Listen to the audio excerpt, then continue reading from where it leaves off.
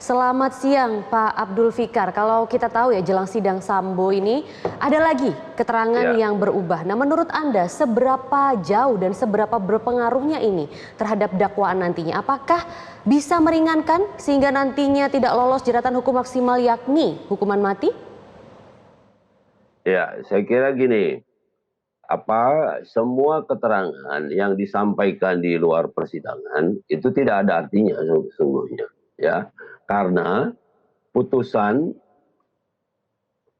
oleh pengadilan atau oleh hakim itu hanya akan diambil berdasarkan fakta-fakta yang terjadi di persidangan. Gitu. Artinya apa? Artinya semua hal yang dikemukakan di persidangan, baik yang memberatkan maupun yang meringankan, itulah yang akan menjadi pegangan hakim atau dasar hakim menjatuhkan sebuah putusan gitu. Nah kalau kemudian ada perubahan keterangan ya, tetapi kan belum sampai masuk ke dalam persidangan gitu. Artinya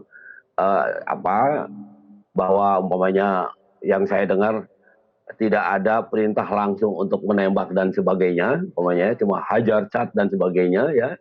Itu kan cuma di luar kan cuma wacana saja gitu. Nanti tinggal kita menyaksikan apakah di dalam persidangan itu akan dikemukakan atau tidak gitu.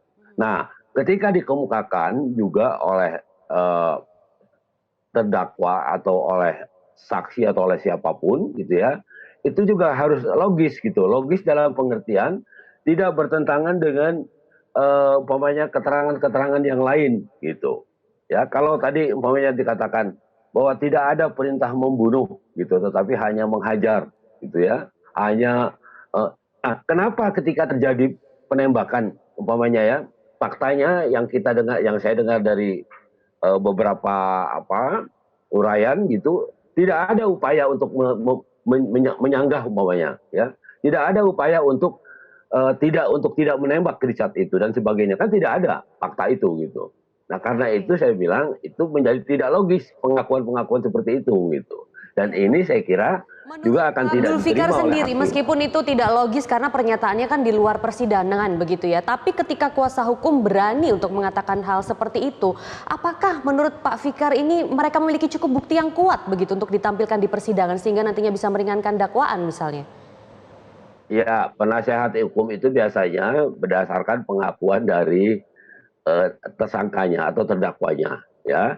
Tetapi tidak semua yang dikatakan oleh terdakwa itu juga memenuhi kebenaran gitu. Dalam pengertian itu tadi saya bilang tidak logis kalau dia hanya menyuruh menghajar, tetapi ketika orang itu menembak, mestinya kan ada upaya untuk mencegah kan begitu, ya kan?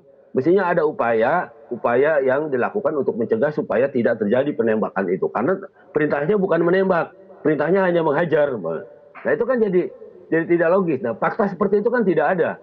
Saya tidak mendengar fakta seperti itu di sepanjang kita perhatikan kasus ini gitu, baik baik penjelasan dari beberapa pihak dan sebagainya ya, tidak ada fakta seperti itu. Nah karena itu saya bilang menjadi tidak logis kalau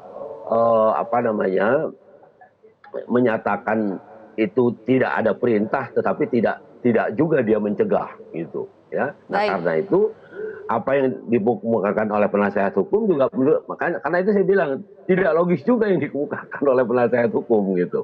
Ya, bagaimana cara berpikir nanti begitu ya kuasa hukumnya bisa menemukan saksi yang mengatakan demikian, tetap saja tidak logis begitu ya, karena tidak ada pencegahan saat perintah menghajar kemudian berubah jadi penembakan. Menurut Anda seperti itu ya Pak Abdul Fikar ya. Nanti kita akan bahas lebih lanjut, tapi kita harus jeda terlebih dahulu Pak Fikar, jadi tetap bersama kami pemirsa di Metro Siang.